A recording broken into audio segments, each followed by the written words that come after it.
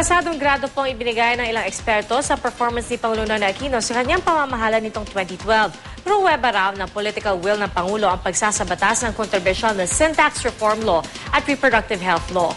Balita natin ni Leah Alves. The Chief Justice of the Supreme Court, Renato C. Corona, guilty as charged. So ordered. Ang pagkakaalis sa pwesto kay Noy Chief Justice Renato Corona, ang Bangsamoro Framework Agreement, ang pagkasabatas ng Sin Tax Law at Reproductive Health Act, ang paglago ng Gross Domestic Product, record high indices ng Philippine Stock Exchange at paglakas ng piso. Ilan lamang yan sa mga masasabing nagawa noong isang taon ng administrasyon ni Pangulong Aquino. Na minsang pinulaan sa tila kawalan ng aksyon at pinagmulan pa ng pinausong noy-noying. Patuloy ang noy-noying! Patuloy ang pagsawalang bahala! Kung ang mga eksperto ang tatanungin, anong grado ang ibibigay nila kay Pinoy para sa 2012? Pwede siyang i-consider na pasado for 2012. For one, yung inambisyon niya na mangyari noong 2012, like the Supreme Court Chief Justice impeachment happened.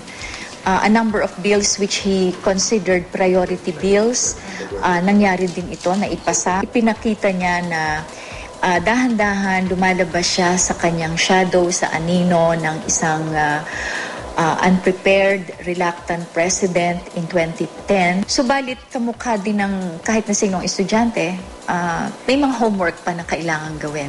Para kay UP National College of Public Administration Dean Ed Naco, naipakita ni Pinoy ang kanyang determinasyon para makamit ang itinuturing ng milestones ng kanyang administrasyon noong 2012. Pero may mga puna rin. Nandiyan ang pinirmahan niyang anti-cybercrime law na umani ng mga batikos at na-question pa sa Korte Suprema.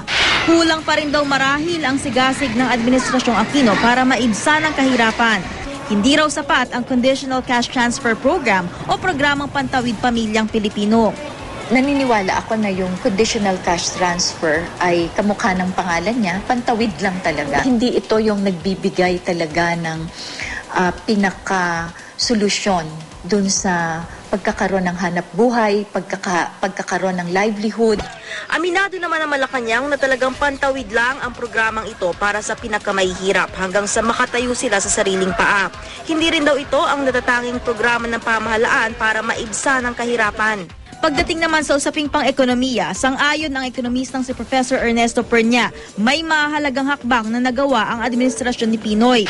Nagpakita raw ng political will ang Pangulo nang maisabatas ang Sin Tax Reform Law sa kabila ng umunoy matinding pagtutol dito ng malalaking kumpanya. Gayon din ang Responsible Parenthood and Reproductive Health Act na mariing sinalungat naman ang simbahan. Probably I'd give him an A-. An A- siguro.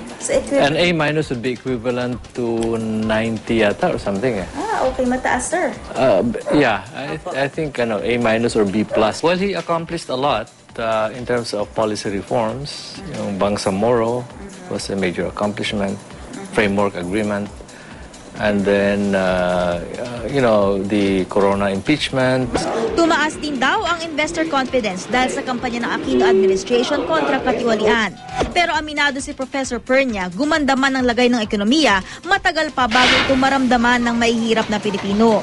Kulang pa rin daw ang investments na magbibigay ng mga trabaho. Ang kulang natin yung foreign direct investment. Yung investment talaga sa mga manufacturing, mga factories, yung investment na sinasabing brick and mortar, no, na hindi naman parang in and out, no, parang hot money.